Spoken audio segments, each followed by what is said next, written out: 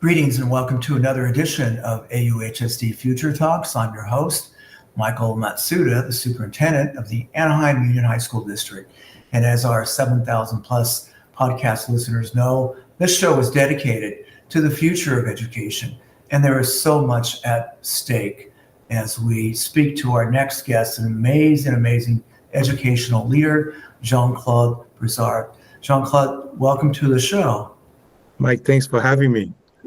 Yes, and I can't think of just a more amazing leader who has sat in every chair, including the CEO of Chicago Public Schools, also Superintendent of Rochester, a big top-level advisor to the Bill and Melinda Gates Foundation, and currently the President and CEO of Digital Promise, a global, nonpartisan, nonprofit organization focused on accelerating innovation in education. Jean-Claude, that was a mouthful, but for our audience, could you tell us what is the Digital Promise all about? Yeah, Mike, we were created out of an act of the U.S. Congress back in 2008 with the goal of getting Americans to understand media and technology. In 2011, President Obama and Secretary Arne Duncan launched the organization, and we became all about education. And in 2019, we left the government to become a global nonprofit. And we say our work lives in three different circles: research, technology, and practice. And we work from early learning to workforce development. We bring all these three circles together in novel ways to really inform the work of practitioners, superintendents, teachers, principals, etc. But we are a multi-issue organization doing a ton of work in education, from pre-K all the way through grade. So I know that you are a very strong advocate for civil rights and equity as well. So, and there's a lot of tension in that space between access to technology and access to, in terms of equity. What does that all mean? Could you, in a thumbnail, what are some of the major touch points that you work on in terms of this equity and technology, and now AI in the mix? So many folks talk about the work that we need to do in education. One of the things that we live by is this idea of a broader definition of success, right? Which is, we understand math and reading proficiency are critical and important, especially for those kids we refer to here at Digital Promise as historically excluded from full participation. But we also think about a lot about really what are we trying to accomplish? And for us, it's about economic mobility. It's about lifelong outcomes.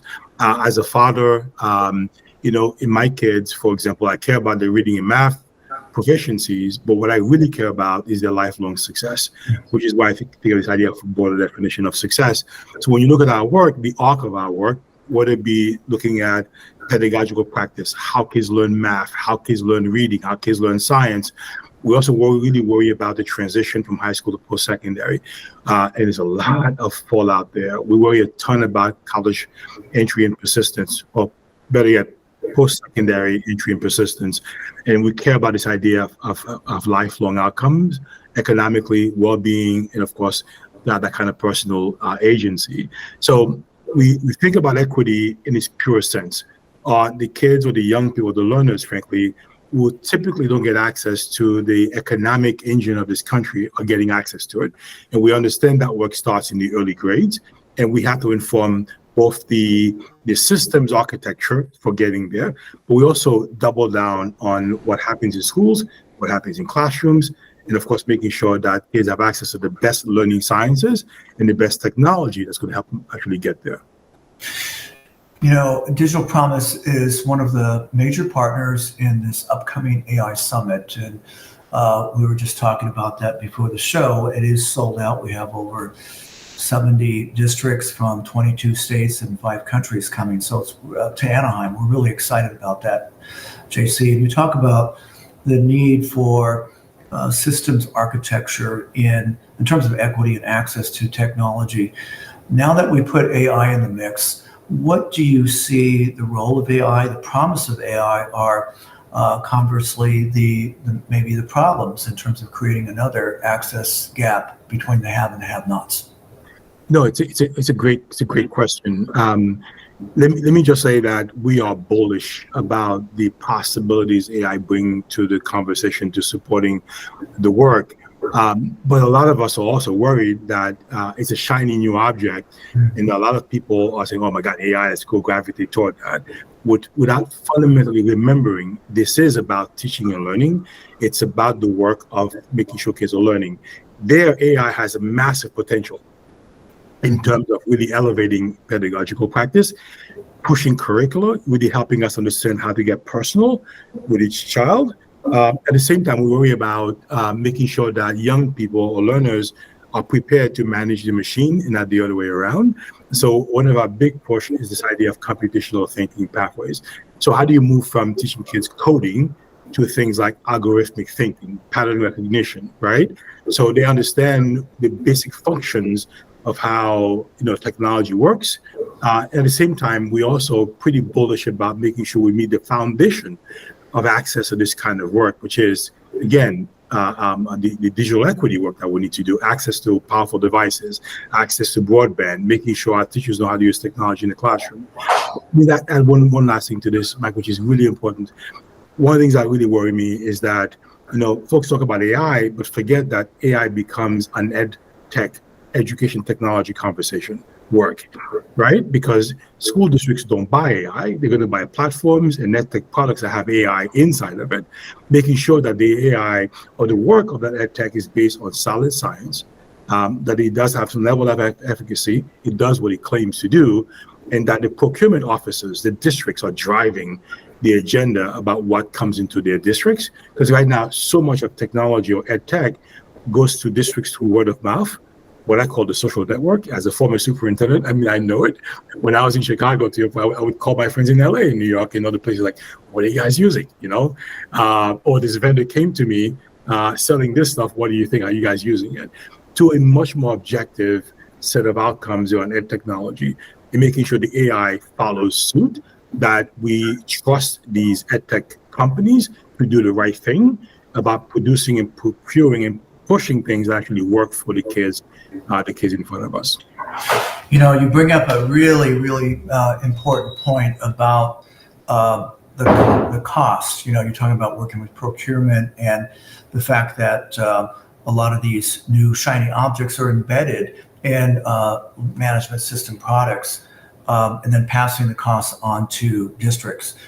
Are you, I know that you work on that 30,000 foot level as well as on the ground, but are you having conversations with policy folks in government in terms of how to address this challenge in terms of the cost? Because AI, effective AI, humanistic AI is going to be expensive. It is. And in fact, when you look at what ChatGPT is costing OpenAI or Microsoft, it's a lot of money. And you just said it really, really well. Ultimately, these companies are going to pass on the cost to the buyer. So this idea of equitable access to technology is a big part of our conversation. We are in deep partnership with the U.S. Department of Education in the work that they actually do. The National EdTech Plan that was just released, we were a partner in the design of this EdTech Plan. So at the highest policy levels, we're talking about this. But more importantly, in our work with school districts and school superintendents, our push is please don't be passengers in this effort.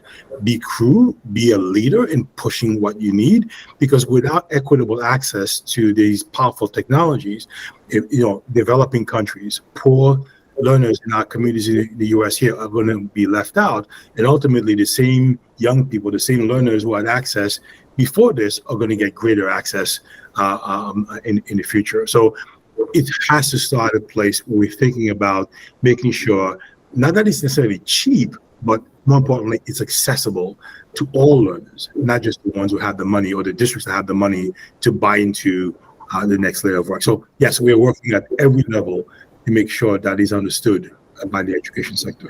I mean, one of the purposes of this gathering, the K-12 Summit, is to, we've invited a lot of teacher leaders, right? Districts to bring teams, superintendent and teacher leaders to help districts vet some of these shiny objects you're talking about. Why is that so important at this critical juncture to get these in the hands of teachers?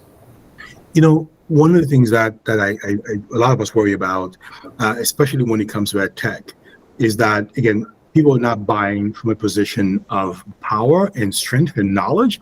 They're buying, again, billions are spent in the US alone in that technology, but it's being purchased through, again, this idea of networks. Who do I know who's been using this versus does this thing actually work and does it do what it claims to actually do?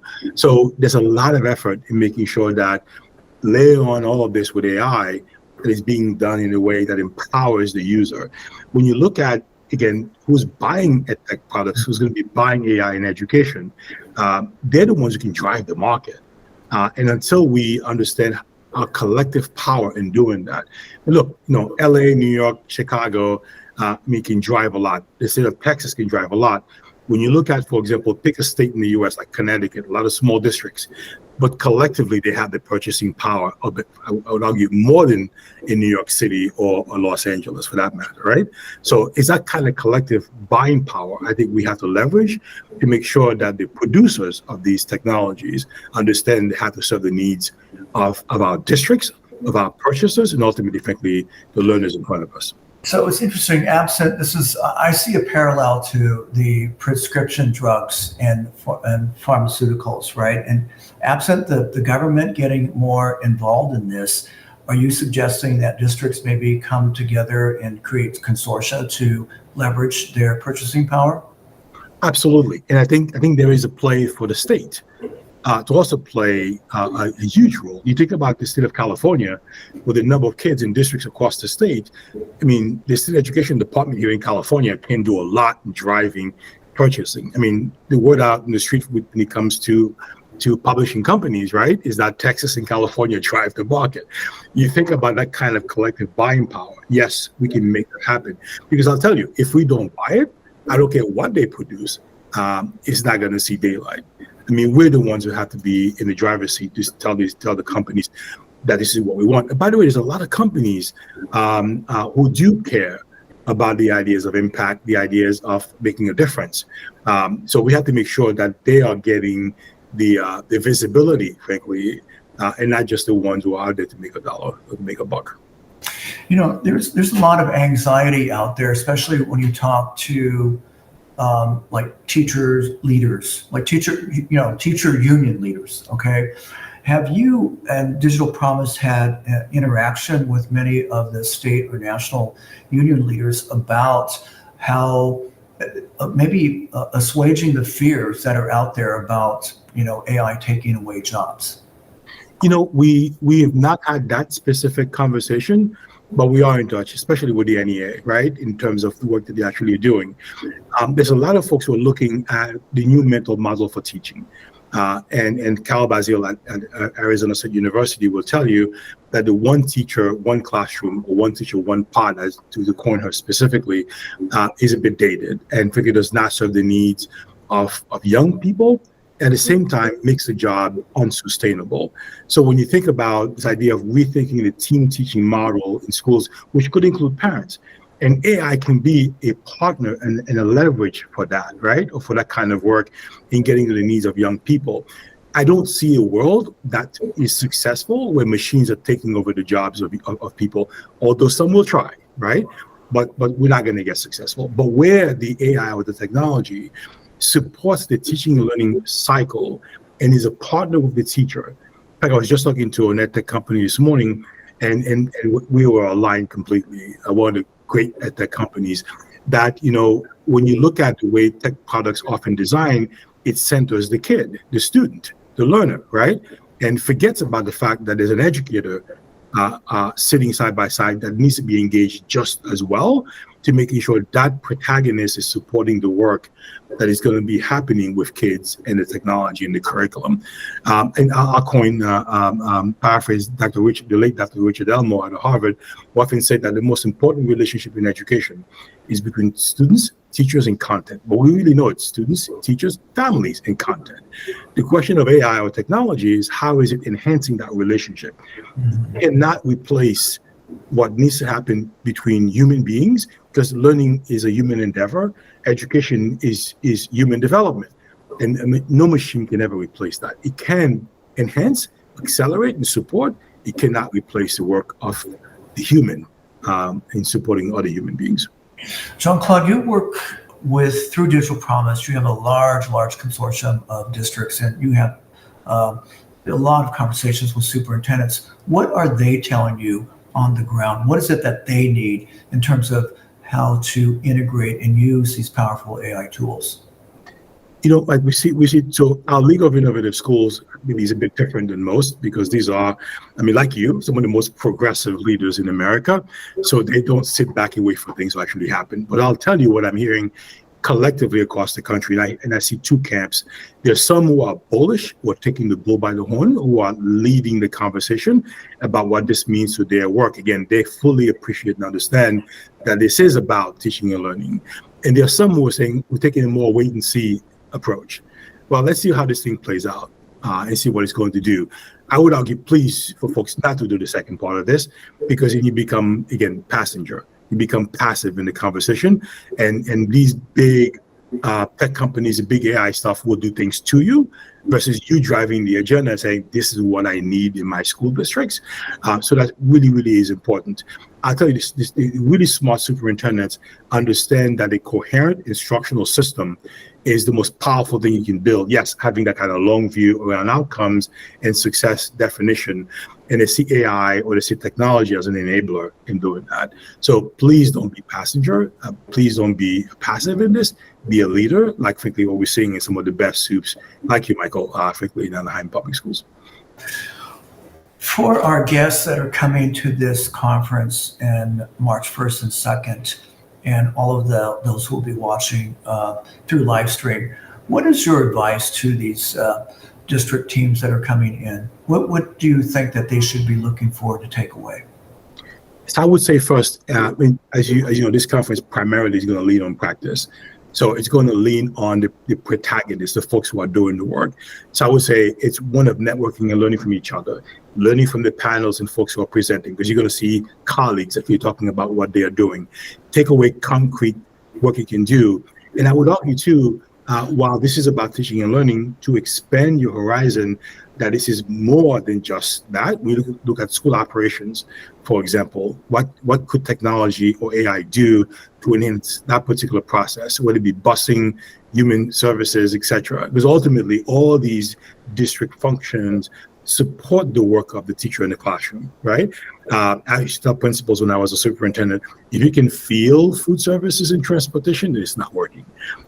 It should be transparent to your core work that you actually do. So it's the networking, it is the group, it is the folks who have been at this, who will tell you what to do. Give you one concrete example, Michael. I was at a conference in a meeting in Lexington with our Global Cities Network, and there was a person there outside the US, a leader from outside the US, they were banning AI in their district or in their particular ministry. And when she heard the teacher of the year from Kentucky sitting next to one of our folks talking about the potential of AI in the classroom, she ran about there. She goes, okay, I'm convinced this is awesome stuff. I need to learn how to use it and leverage it across my entire country. So that for me was an amazing light bulb moment. So I would say bring those kinds of questions to the conference in March. And finally, Digital Promise, I see as sort of a connector, right? Not only laterally across the country, but also with other important stakeholders, especially the world of work and business. What are your friends from the world of work in the United States saying about the AI tools, not in their world, as well as connecting with the K-12 and even K-16 world? Yeah, so it goes back to this idea of how do we help learners leapfrog, right? So, for example, if you're teaching ChatGPT version 4, right, you do that for a fourth grader in 14 years, what version are we going to have, right? So teaching a very specific today's technology, I worry about, because it doesn't really prepare, especially our learners in K-12, to be prepared for the world of work. So the questions are, what are the skills and competencies that learners need to be able to survive in the world 20 years from now? And for, again, the example I gave earlier, computational thinking, I think, is one of those things, because it transcends technology. Excuse me, and you think about, things like, patterns, algorithmic thinking, that no matter what software we're using, no matter what the technology is, we're never going to even move away from algorithms, right? So that kind of understanding is the way in which you prepare young people to survive in any kind of work, because we all know no matter what the field of study, field of work is going to be, it will engage and involve technology use. So being able to manage whatever comes at you as an adult, I think is the way in which we have to think about this idea of the world of working, preparing young people for the future. Last thing, Michael, if you look at, for example, I was doing this in Texas about 2-3 months ago.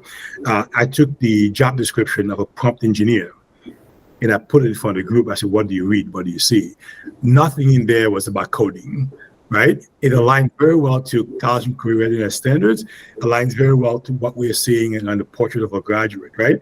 There are the non-academic competencies that we know beget success.